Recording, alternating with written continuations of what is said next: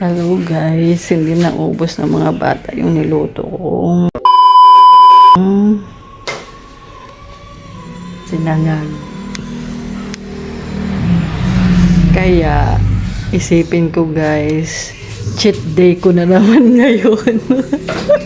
It's my cheat day again. Sayang kasi guys, hindi naubos. So, kainin ko na lang.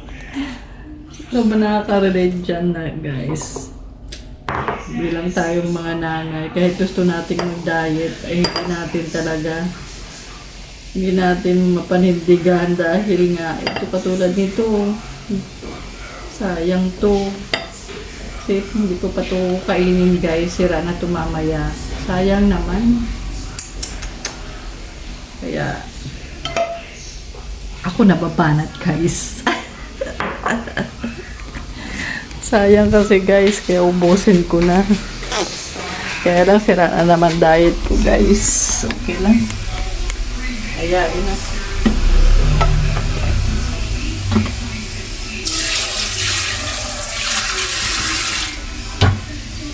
Hindi na ako kakain sa ibang araw. Pag walang tira. Pag may tira guys. Sayang, kaya dapat nating ubusin yan. Sayang kasi. Magtitimpla ko ng kape. Coffee is life, guys. Ito na nga ang update, guys, diba?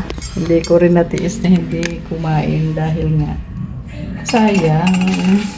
Hindi kasi nila inubos. Kaya, guys, pag in-invite nyo ako sa bahay nyo, ubusin yung pagkain nyo. Dahil kapag di nyo inubos, ako ang uubos. Coffee lang guys. Coffee lang. No milk, no sugar.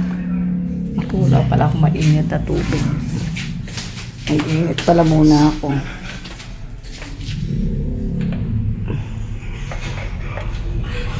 Ayun na nga guys. Let's eat guys.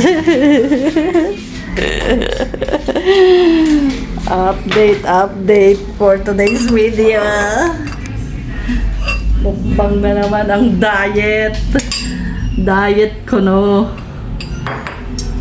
Ubusin natin to guys. Sayang eh. Sira na naman ang diet ko.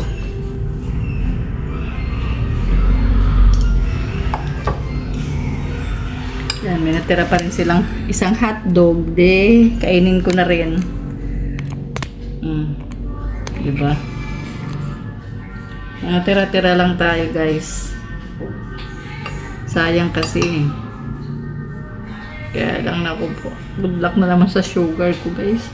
A few moments later.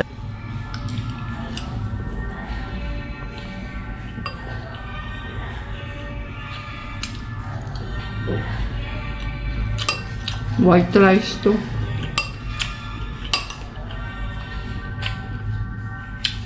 Tapos sinangag pa.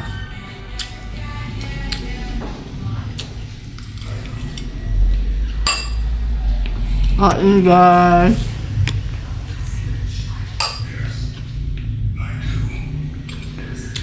Kain kayo ah.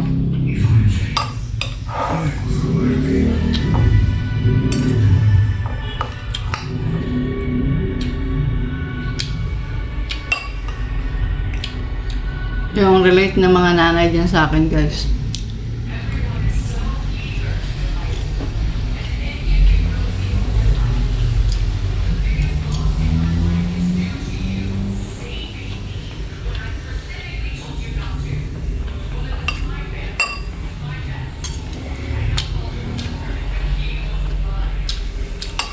Na kahit diet, kumakain pa rin. Kasi guys, lalo ganda. May mga tira sayang kasi diba guys?